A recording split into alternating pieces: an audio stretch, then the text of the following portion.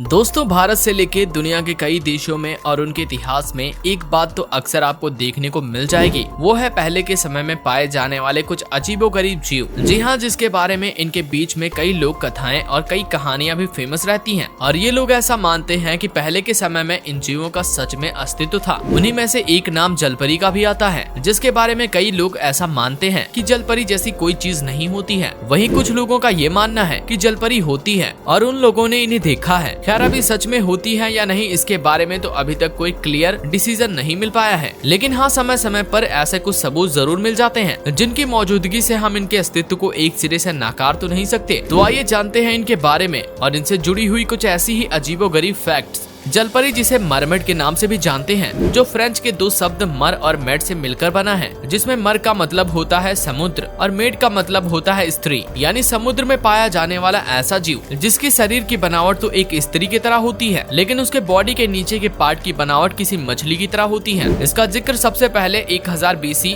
असेरिया में बताया जाता है, जिसके बारे में एक फेमस कहानी है, जिसमें ये बताया गया है कि आर्टा ग्रेटिस नाम की एक देवी हुआ करती थी, जिन्हें न चाहते हुए भी अपने प्रेमी को मारना पड़ा था। और अपने प्रेमी को मारने के बाद ये इतनी ज्यादा शर्मिंदा हुई कि इन्होंने जाकर समुद्र में छलांग लगा दी और समुद्र में ही जलपरी के रूप में रहने लगी। वहीं अगर हम रामायण के थाई और कंबोडियाई संस्करण की माने तो लंका जाने के लिए हनुमान जी द्वारा बनाए गए पुल को स्वर्णमच्छा नाम की एक जलपरी के द्वारा कई बार रोकने और बिगाड़ने की कोशिश की गई थी। हालांकि इसे इसमें सफलता नहीं मिल पाई थी। अगर हम कुछ चीनी कहानियों की बात करें तो उनकी ऐसी मान्यता है कि इन जलपरियों के आंख से निकले हुए आंसू अक्सर मोतियों में बदल जाते थे, जिसकी वजह से अक्सर मछुआरे इन जलपरियों के शिकार की तलाश में घूमते रहते थे। और इसीलिए जलपरियां भी इनके शिकार के लिए इन्हें अपने मधुर आवाज में मधुर गीत गाकर पानी के अंदर खींच लेती थी और उसके बाद इन पर अटैक कर देती थी। अगर हम हिंदू धर्म की मान्यता के अनुसार देखें तो भगवान विष्णु के मत्स्य अवतार के बारे में तो सब जानते ही हैं, जिनका ऊपर का हिस्सा इंसानों के जैसा जबकि नीचे का हिस्सा मछलियों के जैसा था। लेकिन ये सब तो मान्यता की बात हो गई। आइए आप जानते हैं कुछ ऐसी घटनाओं के बारे में जो हमें ये सोचने पर मजबूर करती हैं कि क्या सच में जलपरियां होती हैं। साइंटिस्ट की राय माने तो उनका ये मानना है कि इंसान जब अपना ट्रांसफॉर्मेशन कर रहा था तो हो सकता है पानी में रहने के लिए उसने अपना रूप कुछ इस तरह का भी बनाया हो,